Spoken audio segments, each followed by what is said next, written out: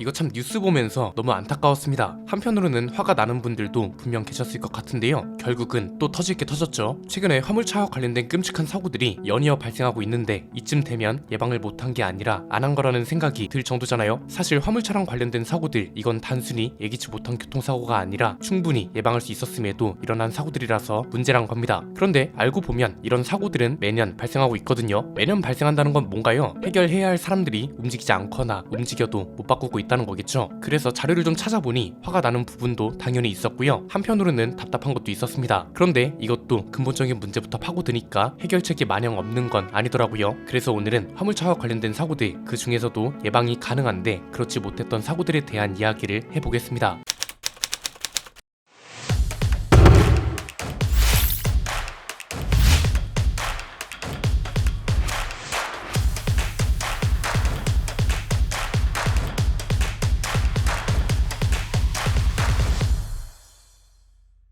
최근에 참 안타까운 사고가 연이어 발생하고 있죠. 이 사고 보셨을 겁니다. 경부고속도로 안성 부근에서 발생한 사고입니다. 여기는 통행량도 꽤 많은 곳인데 맞은편 도로에서 트럭 바퀴가 빠졌고 이게 날아와서 버스를 덮친 사고였습니다. 버스에는 당연히 승객이 많이 타 있었고 결국 운전기사분과 승객 한 분이 목숨을 잃었습니다. 그리고 승객 13명이 중경상을 입기도 했는데 그냥 뭐 사고 과정이 어떻든 결과만 봐도 너무 어이가 없고 처참한 사고인 건 분명하죠. 그런데 이 사고가 발생한 지 얼마나 됐다고 이런 뉴스도 나왔습니다. 차들이 형체를 알아볼 수 없을 정도로 구겨졌죠. 이 사고는 어떻게 났냐? 고속도로에서 8중 추돌 사고가 났는데 대형 화물차 사이에 승용차 2대랑 다마스 1대가 껴있었던 겁니다. 뒤에 있던 화물차가 그대로 밀고 들어와서 이 사이에 껴있던 차들 모두 완전히 압착되고 만 거죠. 결국 이 사고로 3분이 목숨을 잃으셨습니다. 그래서 처음 운전 배울 때 듣는 말이 뭐죠? 대형 화물차는 피할 수 있으면 무조건 피해라. 룸미러를 습관처럼 봐라. 이런 거죠. 왜냐면 승용차는 이렇게 형체를 알아볼 수 없을 정도인 와중에 화물차들은 그에 비하면 거의 멀쩡한 수준이잖아요. 워낙 사각지대도 많고 철판 두께나 무게부터 다른 차들이기도 하면서 여기에 짐까지 실려 있으면 급정거를 하기도 힘들고 추돌했을 때 대형 사고로 이어지는 건 어떻게 보면 당연하기 때문에 큰 차들을 무조건 피하라는 겁니다. 그런데 운전자들이 피하는 것도 한계가 있죠. 이렇게 그냥 밀고 들어오거나 고속도로 맞은편에서 바퀴가 떨어져 날아오고 이런 것까지 피할 수는 없잖아요. 이 정도면 정부에서도 그냥 방치하는 게 아닌가 싶고 해결할 생각이 있는 건지도 따져보지 않을 수 없죠. 이미 관심 있는 분들은 아시겠지만 이런 사고들은 오늘 내일 일이 아닌 게 굉장히 큰 문제입니다. 화물차 하면 떠오르는 사고가 또 있죠. 판스프링 사고인데 판스프링이 도로에 떨어져 있어서 이걸 앞차가 밟고 그대로 튕겨 날아가서 뒷차가 피해를 보는 사례도 많았고요. 아예 달리던 화물차에서 판스프링이 떨어져 날아와서 사고로 이어진 경우도 많았습니다. 이게 눈에 보이면 그나마 피할 수 있는 기회라도 있는데 터널에서 나온 직후처럼 눈이 부셔서 도로가 잘 안 보이는 상황, 비가 오거나 야간 운전을 할 때 그리고 아예 날아와 버리는 건 어떻게 피할 수가 없습니다. 판스프링은 불법으로 부착하는 경우도 있죠. 과적을 위해서 적재함이 틀어지는 걸 방지하려고 보조시시대 개념으로 끼워두는 경우도 있거든요. 이거 한창 문제가 됐었는데 오히려 2년 전 같은 기간보다 3배 이상 단속 건수가 많았다고 합니다. 그럼 이걸 규제할 수 있는 방법은 없는 건지 손을 놓고 있는 건 아닌지 운전자들 입장에선 이런 생각이 들 수밖에 없는데 이런 사고들이 워낙 빈번하기도 해서 정부 기관에서 연구한 자료도 있긴 합니다. 연구 자료를 간단하게 정리해보면 이렇습니다. 우리나라는 대부분 적재함 지붕이 없는 개방용 화물차들이잖아요. 이것 때문에 사고가 많아서 적재 불량 개방용 화물차는 고속도로에 진입하는 걸 규제하는 방안을 연구한 건데요. 일단 국내외 관련 기준은 이랬습니다. 우리나라뿐만 아니라 다른 나라들도 개방형 적재함 화물차와 같은 특정 화물차를 고속도로 진입을 못하게 하는 규제나 별도의 법이 있는 경우는 없었다고 합니다. 그럼 이건 무슨 소린가요? 화물차가 아니라 사람을 규제하는 게 답이라는 소리이기도 하죠. 일단 우리나라는 화물차 중에 일반형 화물차가 70%에 달한다고 합니다. 일반형 화물차는 우리가 흔히 보는 개방형 적재함 이런 걸 이제 카고형 화물차라고 하는데요. 그럼 이 차들을 규제할 수 있는 법이 없어서 이런 사고가 계속 나는 거냐? 그런 건 또 아닙니다. 도로교통법 제39조 제4항을 보면 모든 차의 운전자는 운전 중 실은 화물이 떨어지지 아니하도록 덮개를 씌우거나 묶는 등 확실하게 고정될 수 있도록 필요한 조치를 하여야 한다. 이렇게 명시되어 있습니다. 그리고 적재 방법과 제한에 대한 규정도 있고요. 그런데 문제는 제22조 운행 상위 안전 기준입니다. 적재 중량하고 적재 용량에 대해서만 세부 사항을 규정하고 적재 방법에 대해서는 구체적인 기준이 제시되어 있지 않다고 합니다. 이러니까 뭐 그물로 묶어야 하는지 벨트만 묶어도 되는지 이런 걸 알 수도 없고 규제 기준도 명확하지 않다는 거죠. 그리고 만약 이런 기준이 명확해도 뭐가 문제다? 경찰 단속 인력이 부족하다는 이유로 단속이 어렵다는 게 여전히 문제고, 그래서 지금까지도 관련 사고가 계속되고 있는 거겠죠. 그럼 다른 나라는 어떠냐? 일본 같은 경우는 적재 방법보다 적재 중량에 초점을 두고 있습니다. 얘네도 적재를 어떻게 해야 한다는 세부적인 방법은 언급이 없는데 우리나라랑 명확하게 다른 점이 하나 있습니다. 처벌 수준이 높다는 건데요. 적재 방법을 위반하면 대형차는 벌금 7,000엔, 보통차 또는 이륜차는 6,000엔, 원동기 자전거는 5,000엔이 부과된다고 합니다. 미국 뉴욕주는 적재물 고정과 관련된 법을 규정하고 있는데 통나무 운반차는 아예 별도로 내용을 명시하고 있습니다. 요약하자면 통나무 내지는 적재함에서 이동하거나 굴러서 차량에서 떨어질 가능성이 있는 물건은 안전 체인이나 케이블 아니면 적절한 다른 장치를 이용해서 차에서 물건이 떨어지거나 이동하는 걸 예방해야 한다고 언급하고 있습니다. 그리고 떨어질 위험성이 있는 화물을 운반할 경우에는 덮개나 방수포 같은 걸로 안전하게 적재함을 덮어야 한다고 규정하고 있기도 합니다. 독일도 비슷합니다. 적재 장비가 떨어지는 걸 대비해서 안전 장치를 철저하게 하고, 그렇지 못할 경우에 범칙금을 부과하고 있습니다. 그리고 이 연구를 통해 알 수 있었던 건 미국, 일본, 독일, 영국과 같은 나라는 고속도로에서 적재 불량 화물차나 개방형 화물차를 찾아보기 어렵다는 거였습니다. 사실 이건 우리나라와 굉장히 큰 차이이기도 합니다. 이유가 뭘까요? 간단합니다. 유럽이나 미국은 우리나라보다 운송 거리가 길기 때문입니다. 그리고 비가 많이 내리는 것 또한 연관성이 있다고 연구에선 결론 내렸고, 그래서 우리나라보다 비교적 개방형 화물차를 찾아보기 어렵다는 거죠. 그리고 또 하나는 어떤 걸 운송하느냐도 차이가 컸습니다. 우리나라는 중간재를 운송하는 경우가 많은데 유럽은 부가가치가 높은 완성품을 주로 운송하는 경우가 많다는 거죠. 즉 상품을 보호해야 하기 때문에 운수업체에서도 자발적으로 폐쇄형 적재함을 선택하고 있다는 겁니다.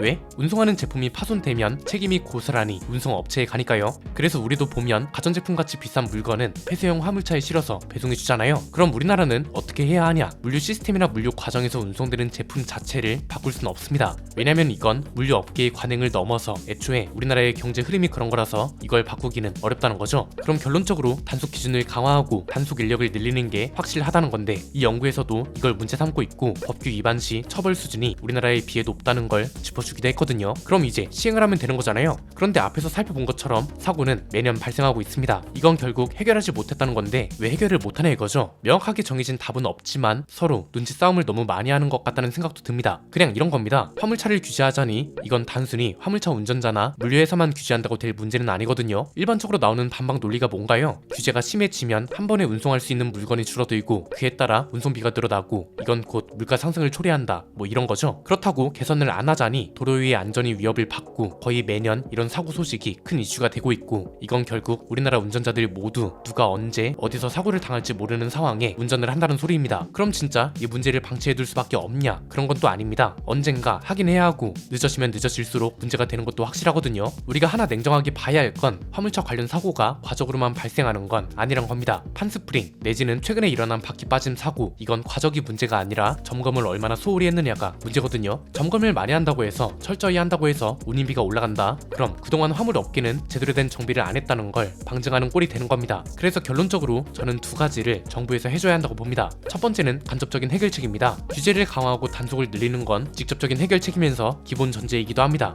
여기서 말하는 간접적인 해결책은 운임비가 비정상적으로 치솟는 걸 막아줘야 한다는 거죠. 간접적으로 경쟁을 부추겨줘야 한다는 겁니다. 예컨대 한 해 동안 적재 불량이나 점검 불량으로 인한 사고가 없는 물류 회사예요. 그럼 여기는 화물차 보조금을 더 준다거나 아니면 아예 우수 물류 업체를 매년 선정해서 운송을 맡기는 회사들로부터 선택을 더 많이 받을 수 있게 해주는 거죠. 시장 경제라는 건 경쟁이 있어야 제대로 굴러가는 게 당연하거든요. 물류라는 건 소비자들이 경쟁을 부추길 수는 없습니다. 물류는 도매 과정에서 발생하는 게 대부분이니까요. 그럼 결국 정부가 이런 역할을 해줘야 한다는 거고, 이 역할이 제대로 돼야 규제를 강화하고 동시에 물가 상승도 방지할 수 있다는 거죠. 두 번째는 직접적인 해결책인데, 단속 인력을 늘릴 수 없다면 단속할 수 있는 주체를 늘리는 것도 방법이라고 봅니다. 일반적으로 이런 단속은 경찰이 합니다. 그런데 경찰 인력이 부족하다면서요. 그럼 고속도로에 상주하는 인원들한테 단속 권한을 주면 되잖아요. 어디? 한국도로공사죠. 도로공사는 도로를 정비하고 도로에 떨어진 낙하물 같은 것도 관리하고 해야 해서 수시로 순찰을 돕니다. 순찰을 도는 차에 암행 순찰처처럼 단속 장비를 달아주는 거죠. 그럼 이제 순찰을 돌다가 적재 불량이나 불법 판스프링을 부착한 차가 보인다? 클릭만 하면 사진이 찍히고 단속 기관에 전송되는 겁니다. 실시간 대응이 가능해진다는 거죠. 실제로 국회에서도 이거랑 관련된 논의가 있었습니다. 작년 10월에 나왔던 얘긴데, 한국도로공사에 단속 권한이 없어서 지금은 공익신고 방식을 활용하고 있잖아요. 국민신문고 같은 곳에 일반 운전자들이 신고를 하는 건데, 이건 실시간으로 대응하기가 어려울 뿐 아니라 효율 자체가 마이너스라 보시면 됩니다. 실제로 한국도로공사의 역할은 이미 큽니다. 자료를 찾아보니까 적재 불량을 적발하는 건수부터 넘사벽입니다. 이걸 적발하는 주체가 경찰청의 고속도로 순찰대, 그리고 한국도로공사 직원입니다. 두 주체가 제출한 자료를 비교해보면 이렇습니다. 고속도로 순찰대가 적발한 건수는 지난 5년 동안 1만 1928건이었습니다. 그런데 한국도로공사는 같은 기간 동안 무려 43만 2,400건이 넘는 적발 건수를 기록했고요. 이건 전체 건수 중 97.3%에 달하는 겁니다. 즉 단속 인력도 충원할 수 있는 방법이 있고 부작용도 해결할 수 있는 상황입니다. 이제는 논의와 검토를 거쳐서 움직이기만 하면 되는 겁니다. 이런 사고 더 이상 안 봐야 하지 않겠어요? 오늘 내용은 여기까지입니다. 내용이 유익하셨다면 구독과 좋아요, 알림 설정 부탁드립니다. 지금까지 저는 안PD였습니다. 감사합니다.